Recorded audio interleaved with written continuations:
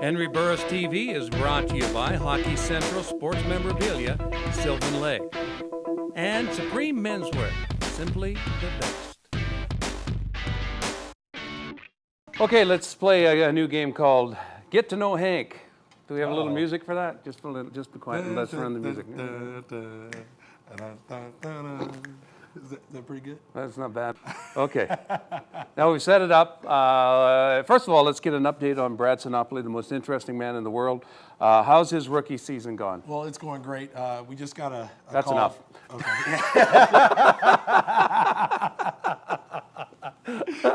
Well, he was actually on the chopper. Did you see it on Global? No. They said there was a blue Pinto at Crowchild in 17th, broke down with one winking eye. That was him, eh? Yeah, that was him. Oh.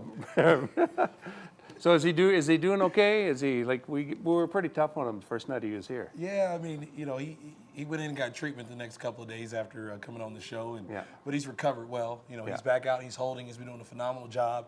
I don't think he's made a tackle yet, though. Yeah. You know, I'm looking forward to him getting his first recorded tackle as a CFL holder. You know, but however, I want it to be, you know, in good position. I don't want him to make the game-saving or touchdown-saving tackle, but he's doing a great job. He's coming along. He'll be my roommate. You know, he's been my roommate all year, and so you know, he's done what I said, and he listens well. Do you want to hear a funny story about being a holder?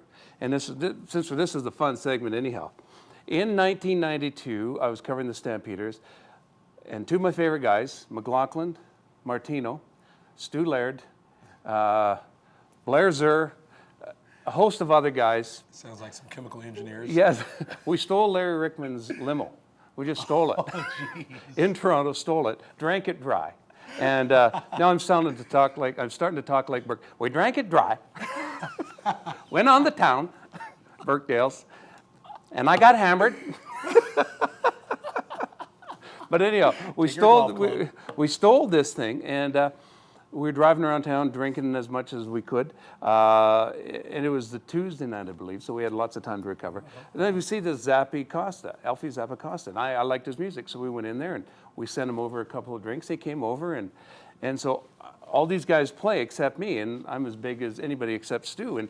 And so he goes, what position do you play? And I wasn't going to even say anything, and McLaughlin goes, that's my holder. What? Yeah, that's my holder. Don't look at his hands. And he goes, you're a holder. And well, what do you do? And I go, really? What do you get paid for that? Oh, $110 a year. Really? Just a hold? I said, so that was my big holding story. As close as I got to the CFL. As stupid as that story is, I just thought I'd tell you. And then we lost the limo and had to hitchhike home. But that's another story. You sound like the brass rail. Yeah, Darcy Kopp was with us too for a while. Oh, nice. So anyhow, there's a bad story that I just had to share. I wanted to ask you something because Fire away. I was watching Spoiled Brats. That's one thing I've seen you get. When you get mad, you don't get mad. But someone like Cutler in Chicago. Oh man. What do you think of a guy like that? Well, you know, with my past with Chicago, you know, I knew it would happen. Yeah. You know, Cutler's been a guy that, you know, he's had the Silver Spoons lifestyle. Sure. A very talented quarterback, lots of potential. But again, nice haircut. Nice haircut. Yeah. But to me, just the whole demeanor does not match, you know, what everybody else is saying. I mean, I'm a person, you know, I'm from the show me state. You got to show me, you know, if you say all this, then show me, you know, because I know just against the Saints, he went 19 for 45. And I'm like, come on, man. And so I just don't get it. But when he's up in a press conference, he had a bad game. He's up there like, yeah, you know, we'll get in the next game. You know, make mistakes, move on.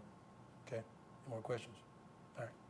You know, I'm just like, come on, like, where's the energy? Yeah. But and on the sideline, his body language, rolling his eyes at the coaches when they talk to him and all that kind of stuff. Yeah, I just want to get your thoughts on that. Well, I mean, for example, last season, they're playing the Packers at Soldier Field. Of course, he had the knee injury, which, you know, if a guy's truly injured, you tell him definitely don't go and give your team the best opportunity. Yep. But I remember a guy named Phillip Rivers a couple years ago, torn ACL, played an entire game against the New England Patriots. Yep. He put on a brace, played the entire game with a torn ACL. And for those who've had a torn ACL, you understand the ramifications. I mean, yeah, you're definitely Toradoled and have every drug known to man just so you can't feel it.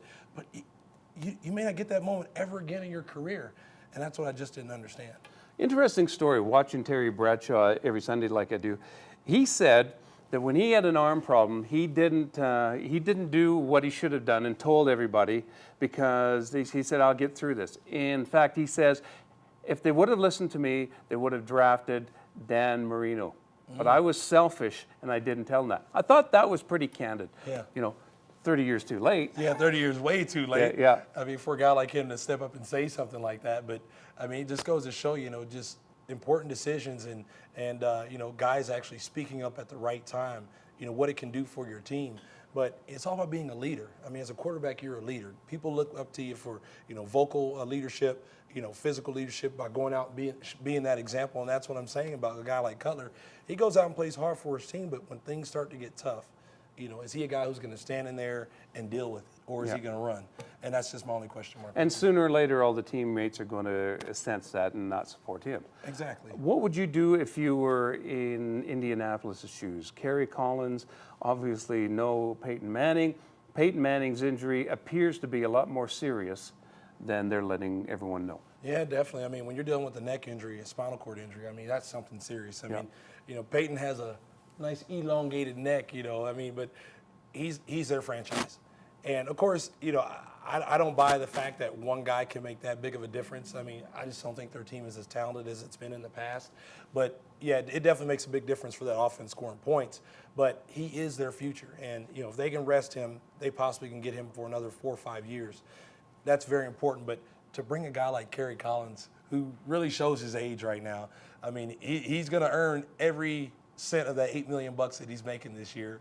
And it's funny that people say he's going in and he's like, oh man, I'm going to make $8 million, but by the end of the season, he's going to be like, man, I only made $8 million, because I mean, he's taking a whooping. Yeah. And it's baptism by fire for him right now. And it's a tough scenario for him to be in. But come on, if the NFL is known as the greatest football league in the world, there's got to be better quarterbacks out there than Kerry Collins. You're under contract there, mijo.